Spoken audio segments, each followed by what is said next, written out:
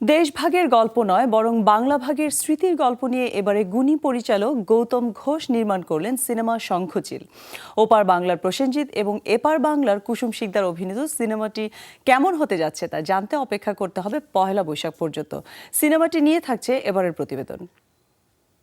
লোকে কয় লালন কি জাত সংসারে।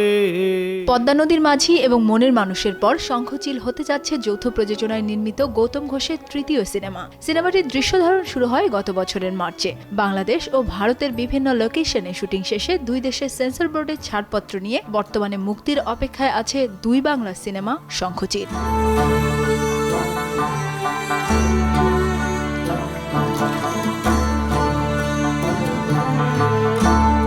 1947 সালের দেশভাগ এবং পরবর্তী সময়ে সীমান্তবর্তী এলাকার মানুষের সুখ দুঃখের গল্প শঙ্খচিল। এক সাধারণ স্কুল শিক্ষক বাদল, তার স্ত্রী লায়লা ও তাদের ছোট মেয়ে রূপসাকে কেন্দ্র করেই এগিয়েছে সিনেমাটি। রূপসার চোখ দিয়েই দেখা হয়েছে দেশভাগের সেই দুঃখ, যন্ত্রণা আর সুখের এক কাহিনী, যেখানে রূপসা চরিত্রে অভিনয় করেছে সাজবাতি। এছাড়া মূল ভূমিকায় আছে প্রসেনজিৎ ও কুসুম শিকদার।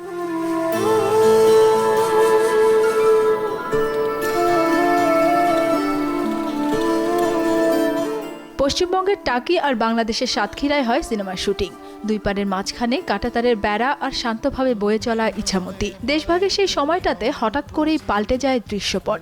এপারের ভিটে মাটি আর নারীর টান ছিঁড়ে চলে যেতে হয় ওপারে। এই অদল বদলে হয়তো আলাদা হয়ে গেছে বাবা ছেলেও। আর গৌতম ঘোষের ক্যামেরায় উঠে এসেছে বাংলা ভাষার হৃদ্যতায় বাঁধা পৃথক দুটি দেশের মানুষের অনুভূতির সেই চিত্রই।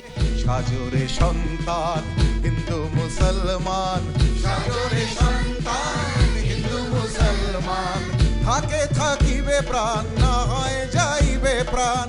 মনের মানুষের পর আরও একবার প্রসেনজিৎ ও গৌতম ঘোষের কেমিস্ট্রি দেখা যাবে শঙ্খচিলে। ইমপ্রেস টেলিফিল্ম এবং প্রসেনজিতের নিজস্ব প্রোডাকশন হাউসের ব্যানারে নির্মিত সিনেমাটি দেখতে তাই দর্শক রয়েছে অপেক্ষায়। বাংলাদেশ ভারতের মতো এমন কোনো সীমান্ত নেই পৃথিবীতে যেখানে একটি পরিবারের থাকার ঘর এক দেশে আর রান্নাঘর আরেক দেশে। তাই তাদের মন শঙ্খচিলের মতো পেরিয়ে যেতে চায় সীমানা প্রাচীর। আর সেই সব পরিবারের প্রতি নিবেদন সিনেমা শঙ্খচিল, যা দুই বাংলায় মুক্তি পাচ্ছে আসছে পহেলা বৈশাখে।